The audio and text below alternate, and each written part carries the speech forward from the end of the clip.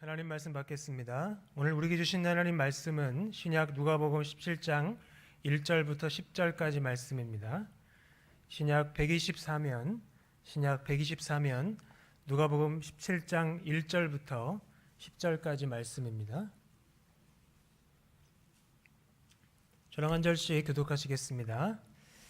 예수께서 제자들에게 이르시되 실족하게 하는 것이 없을 수는 없으나 그렇게 하게 하는 자에게는 화로다.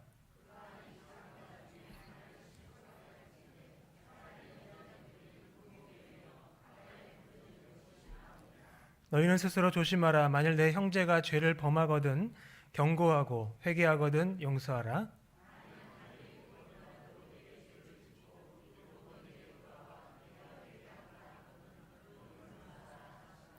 사도들이 주께 여짜오되 우리에게 믿음을 더하소서 하니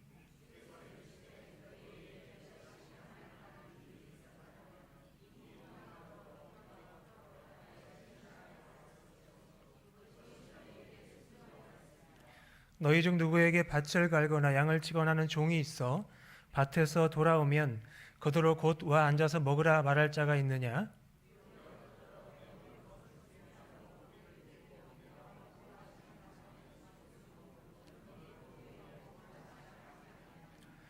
명한 대로 하였다고 그 종에게 감사하겠느냐? 이와 같이 너희도 명령받은 것을 다 행한 후에 이르기를 우리는 무익한 종이라 우리가 하여야 할 일을 한 것뿐이라 할지니라. 아멘.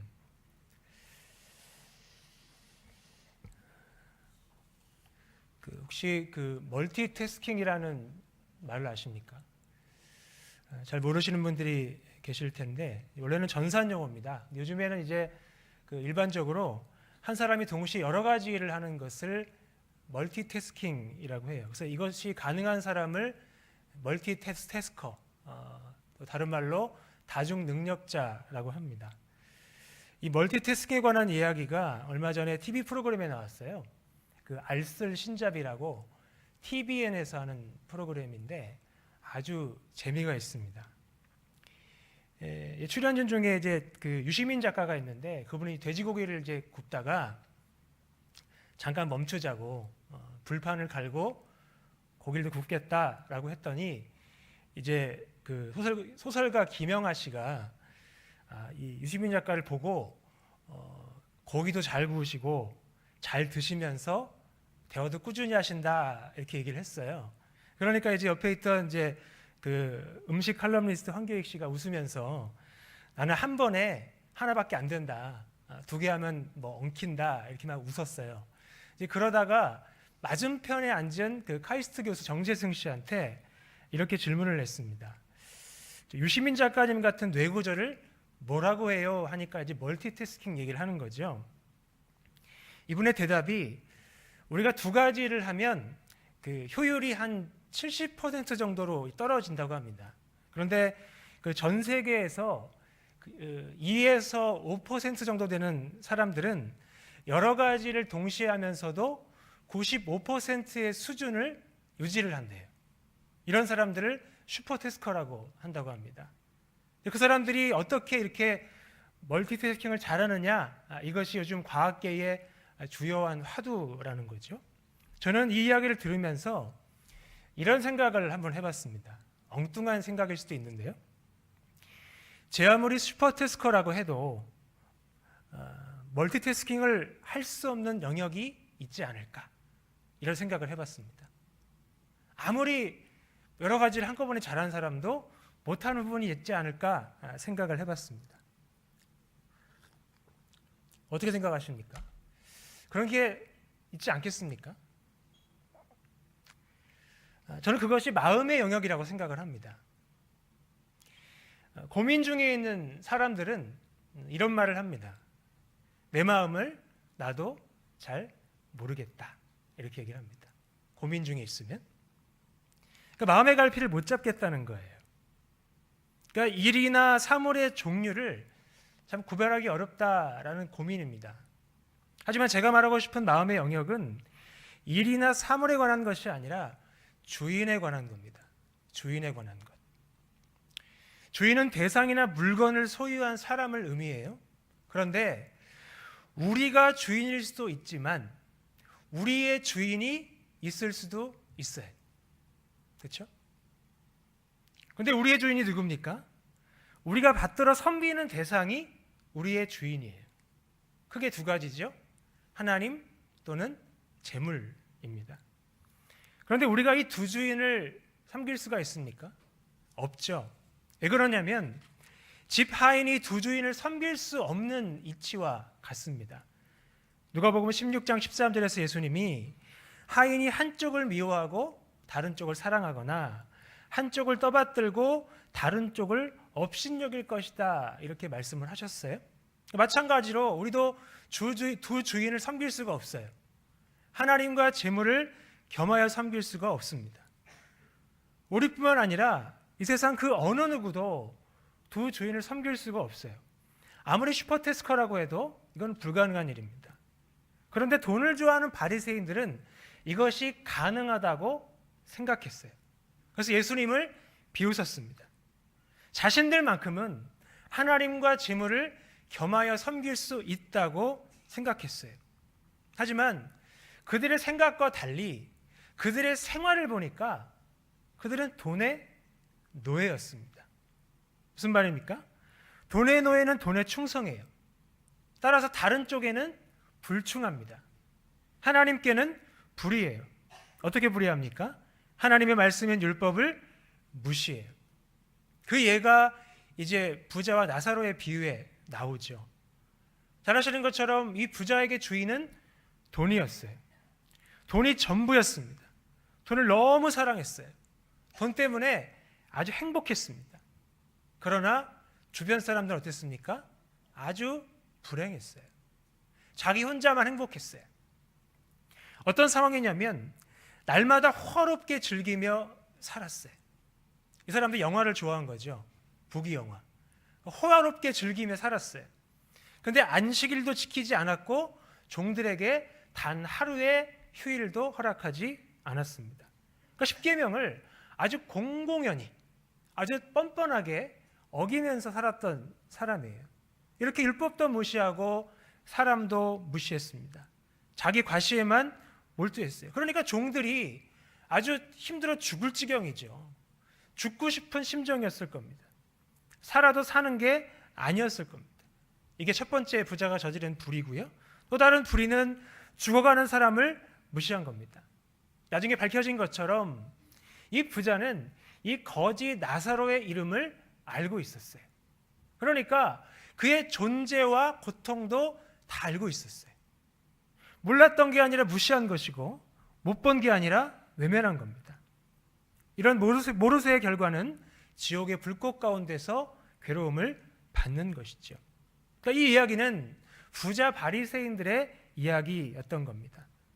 그러니까 돈을 좋아하는 바리새인들이 예수님이 환대했던 사람들, 그러니까 회개한 죄인들, 또 약자들을, 사람들을 부자가 나사로 대하듯이 하고 있었던 거예요. 그러니까 사회적 약자의 온갖 괴로움을 다 보면서도 알면서도 모른 채 했다는 겁니다. 그러니까 이른바 방임학대를 한 거죠. 방임학대. 이것이 그들의 생활입니다. 생활은 생각의 반영이고 생활은 마음의 창문이에요. 그러므로 이 사람들의 삶을 보니까 바리새인들은 하나님의 종이 아니라 돈의 노예였던 겁니다. 그러나 제자들은 누굽니까? 빛의 아들들이에요. 세상에 비치신 예수님을 믿고 따르면 빛의 아들이 됩니다. 빛의 아들은 낮의 아들이에요. 낮의 아들들은 밤이나 어둠에 속하지 않습니다. 따라서 빛의 아들들은 하나님께 불의하지 않고 충성해요. 어떻게 해요? 무조건 복종하는 게 아니라 관계라는 조건 때문에, 또 사랑이라는 이유 때문에 순종합니다. 어떻게 순종하냐면 하나님을 주인으로 섬기며 사회적 약자를 환대합니다. 따라서 이 환대라는 것은 꼭 필요한 거예요. 환대할 용기도 꼭 필요한 겁니다. 근데 환대가 뭐죠? 그 인류학자 김연경 선생이 이번에 첫 번째 책을 냈는데 거기서 이런 말을 했습니다. 우리는 환대에 의해 사회 안에 들어가며 사람이 된다. 환대에 의해 사회 안에 들어가며 사람이 된다. 환대는 외인을 또는 이방인을 공동체 안에 사람이 되게 하는 겁니다. 그를 공동체 안에 받아들이고 그를 머물러 있게 하는 거예요. 이것이 예수님 말씀하신 환대와 굉장히 비슷합니다. 예수님 말씀하신 환대의 방법은 두 가지입니다. 첫째는 불의의 제물로 친구를 사귀는 것이고요. 두 번째는 겸손한 마음으로 형제를 지키는 겁니다. 이 두 번째 내용이 오늘 본문의 내용입니다. 오늘 본문은 아까 보신 것처럼 제자들을 향한 경고로 시작이 돼요.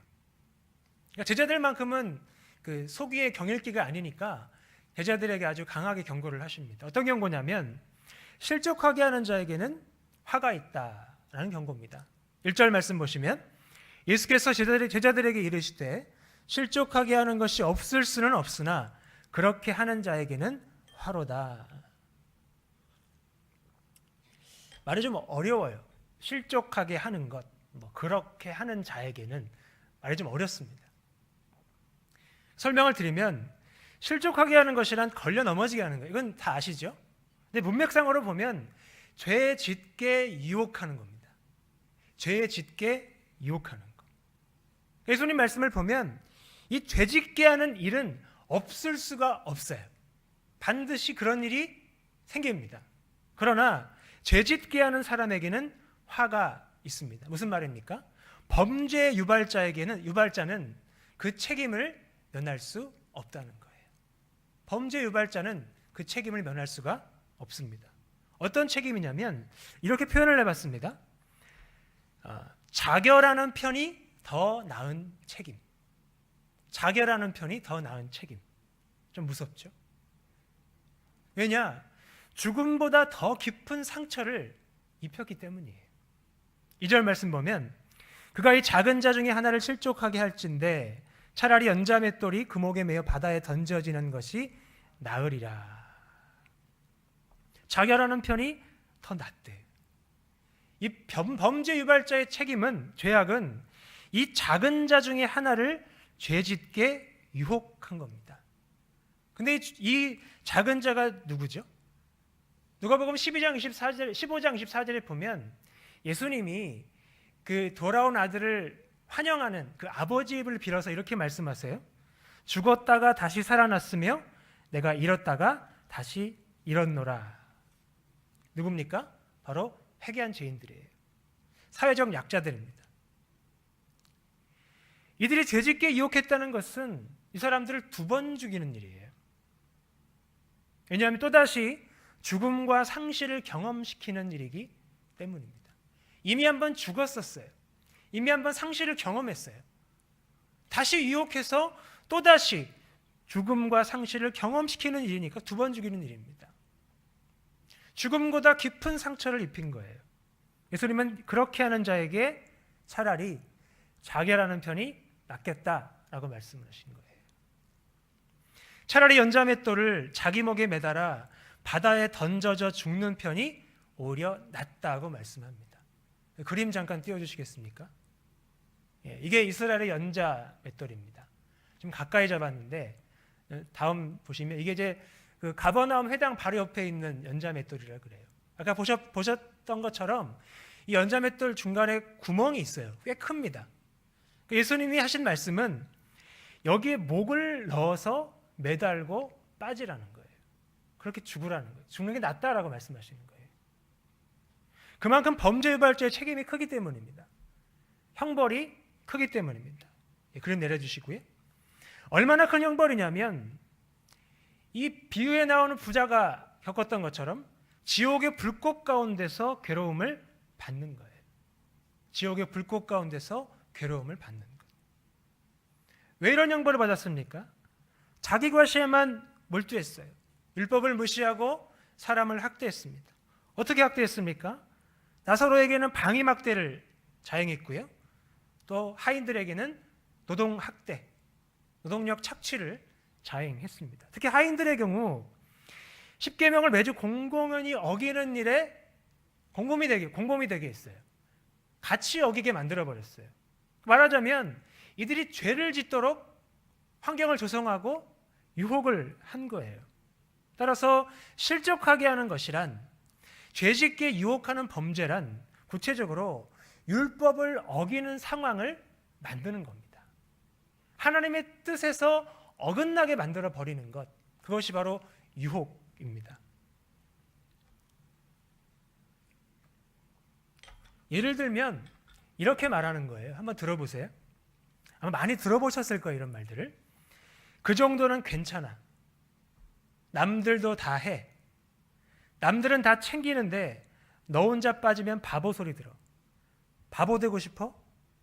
그런다고 알아주는 사람이 있을 것 같아? 라고 말하는 거예요.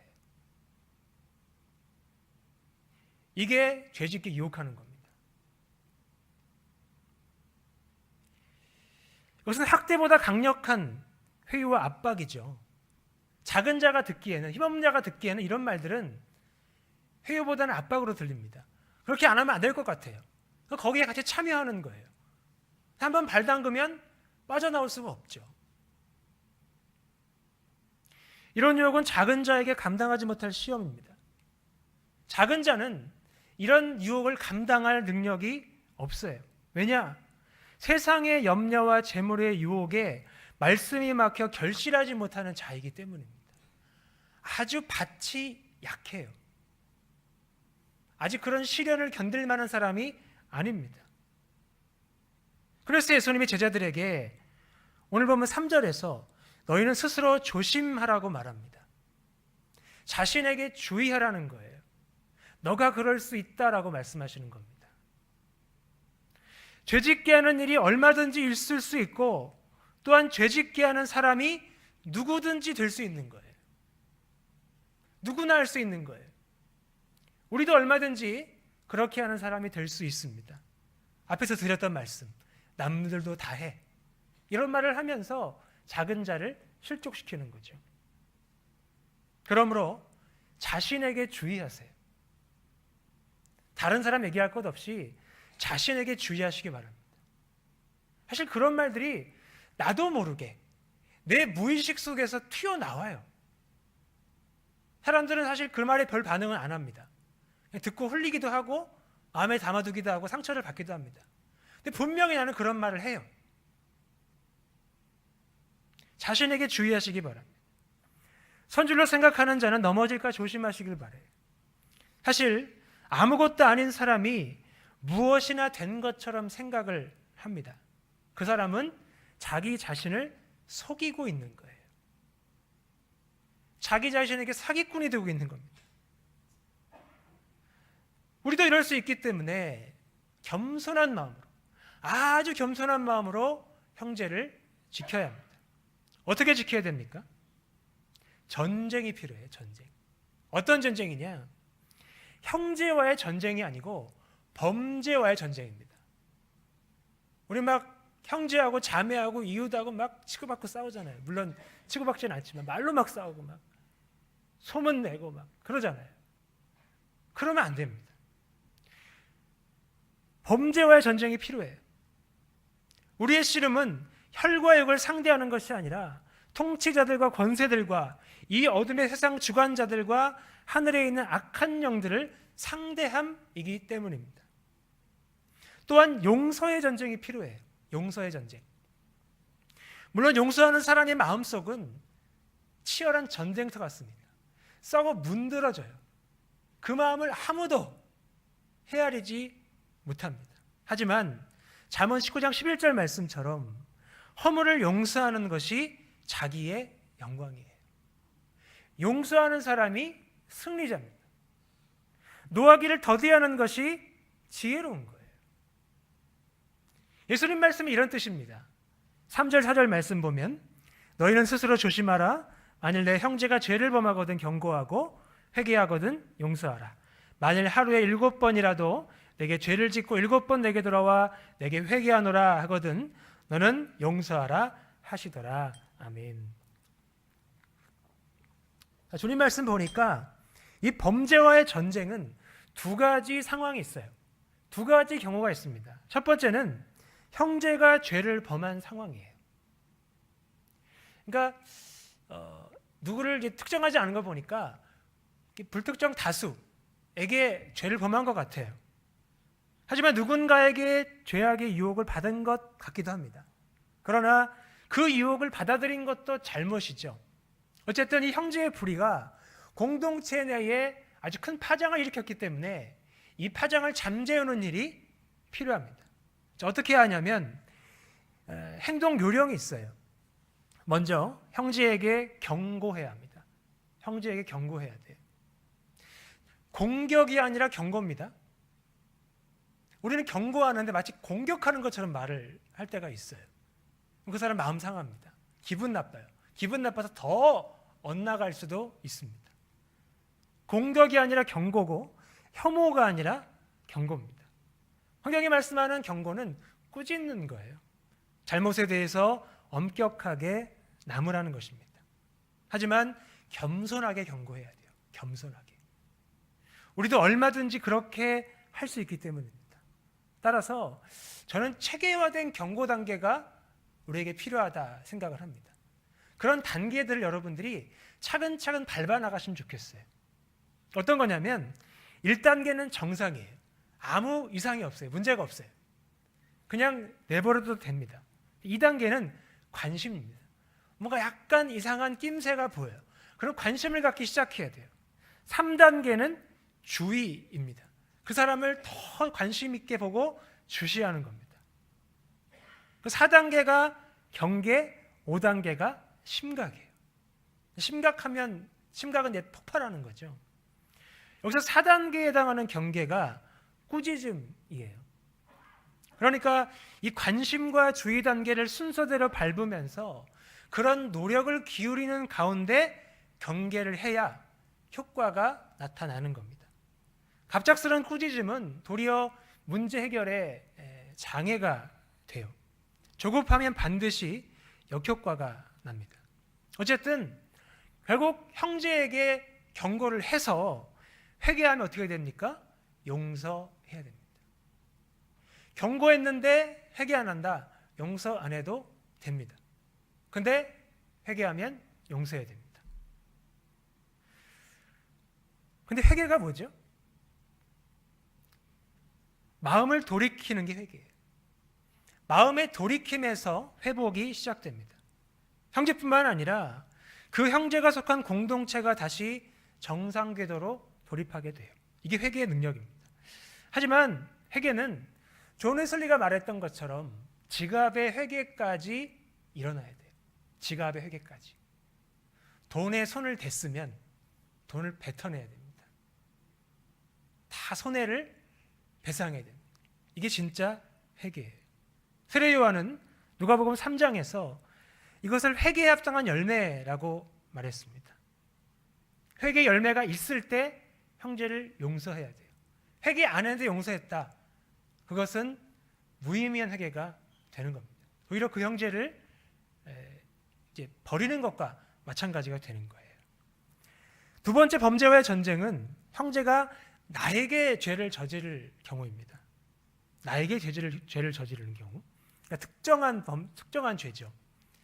앞의 범죄의 경우는 그 성격이 공동체적 또는 사회적이에요. 하지만 이 경우는 개인적인 겁니다. 여기는 좀 나와 있지 않지만 이 경우도 앞의 경우와 마찬가지로 겸손하게 경고한 후에 회개하면 용서해야 됩니다. 만약 회개 열매가 있다면 단순히 말로 사과하는 것이 아니라 문제 해결을 위한 노력이 보여지고 또 재발 방지를 약속을 한다면 용서해야 돼요. 근데 여기까지는 괜찮아요.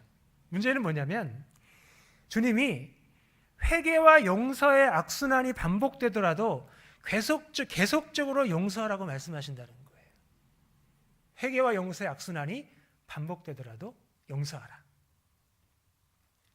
제자들에게 만일 하루에 7번이라도 내게 죄를 짓고 7번 내게 들어와 내게 회개하노라 하거든 너는 용서하라고 말씀하십니다. 여러분 이게 상식적으로 말이 됩니까? 이게 가능합니까? 우리의 힘으로 가능합니까? 이런 생각도 들어요. 이렇게 하면 오히려 상습적인 죄인을 고질적인 죄인으로 만드는 것은 아닐까라는 생각도 듭니다. 솔직하게. 그런데 그럴 수 있지만 그런 뜻은 아니에요. 그러니까 이 말씀이 무슨 뜻이냐면 상습범일지라도 용서의 가능성이 결코 사라지게 해서는 안 된다는 거예요. 여러분, 기독교는 용서의 종교잖아요. 구원의 종교잖아요. 구원의 가능성이 사라지면 죄인들은 어디를 가야 됩니까? 그냥 지옥에 가야 됩니까? 죽어 마땅합니까? 그런 사람은 없어요. 용서의 가능성이 사라지면 안 됩니다. 왜 안 됩니까? 영화 용서받지 못할 자에 이런 대사가 나와요. 그게 바로 죽는 거야. 그 사람의 모든 것과 미래까지도 없애버리는 거지. 용서의 가능성을 차단하는 것, 그 상황은 용서받지 못할 자에게는 죽음입니다. 희망의 단절이에요. 삶의 의미를 알지 못하게 됩니다. 따라서 용서받을 기회마저 없애는 것은 너무 가혹한 일이에요.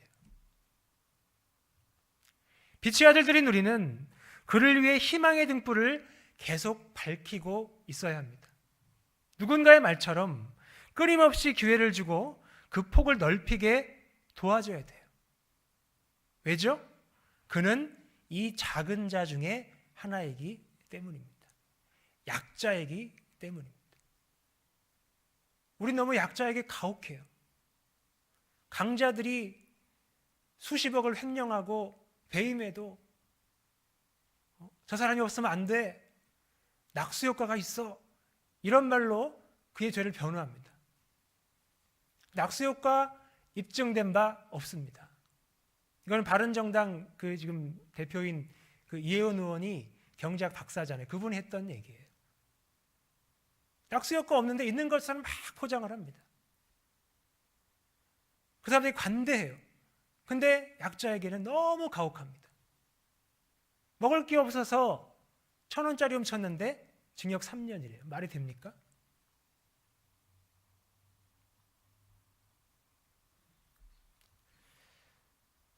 여러분, 형제를 어떻게 계속적으로 용서할 수 있습니까?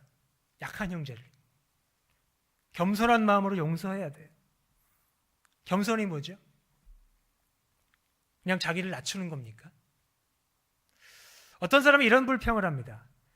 겸손하지 않으면 건방지다고 비난받고 겸손하면 가식적이라고 비난받는다.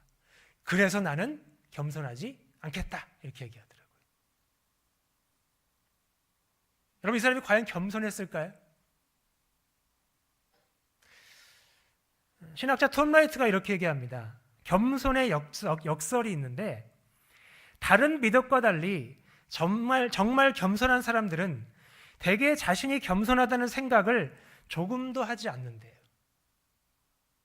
그렇지 않나요?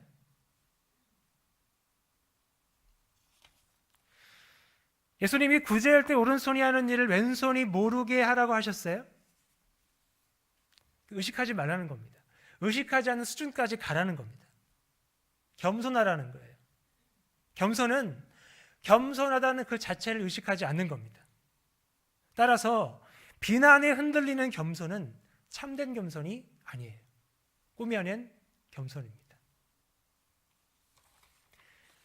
겸손에 반대는 교만입니다. 교만은 스스로 잘난 체 하는 거예요. 건방지고 방자한 겁니다. 근데 왜 이렇게 합니까? 자신이 대단하다고, 자신이 우월하다고 생각하는 겁니다. 따라서 겸손은 자신이 우월하다는 생각, 내가 다른 사람보다 낫다는 생각을 내려놓는 거예요. 빌립보서 2장에서도 오직 겸손한 마음으로 각각 자기보다 남을 낮게 여기라고 말씀을 하고 있지 않습니까? 그러므로 겸손한 마음으로 용서할 때 중요한 건 내가 도덕적으로 우월하다 이 생각을 버리는 겁니다. 예를 들면 이런 거예요. 난 선생이고 넌 학생이야. 이런 태도를 버리는 겁니다. 이런 태도는 용서할 때 전혀 도움이 안 돼요. 그럼 어떤 태도를 가져야 됩니까? 계속 말씀을 보면 자, 예수님이 용서의 가능성과 계속적인 용서를 명령하시잖아요. 누구에게 하십니까? 1절에는 제자들인데 5절에는 사도들 이렇게 나와요. 한번 보세요. 제자들이고 사도들입니다. 사도는 보내심을 받은 자예요. 따라서 용서하라는 명령은 그들을 보내신 목적입니다.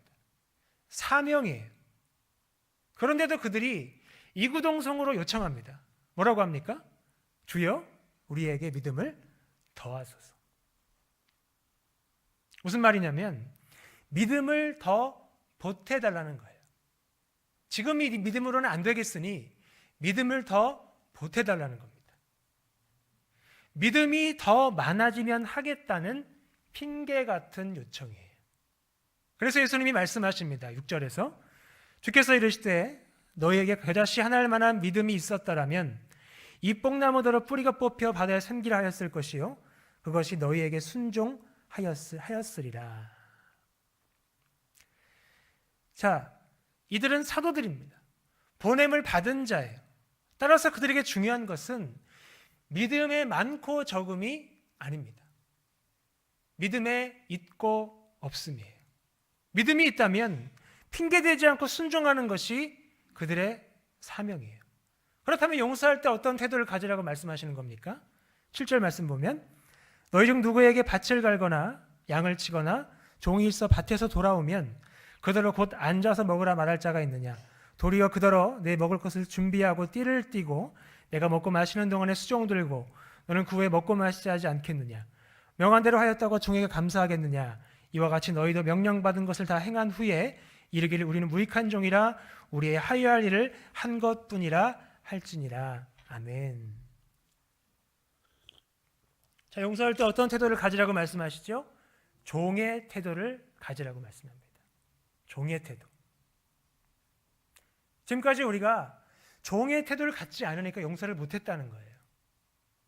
종의 태도는 세 가지입니다. 첫째, 종들은 명령받은 것을 다 행합니다. 둘째, 그래도 자신을 무익한 종이라고, 쓸모없는 종이라고 말합니다. 셋째, 자신이 마땅히 해야 할 일을 했을 뿐이라고 말을 해요. 이런 태도로 용서하라는 겁니다. 회개하면 다른 거 다 따지지 말고 종의 태도로 용서하라는 겁니다.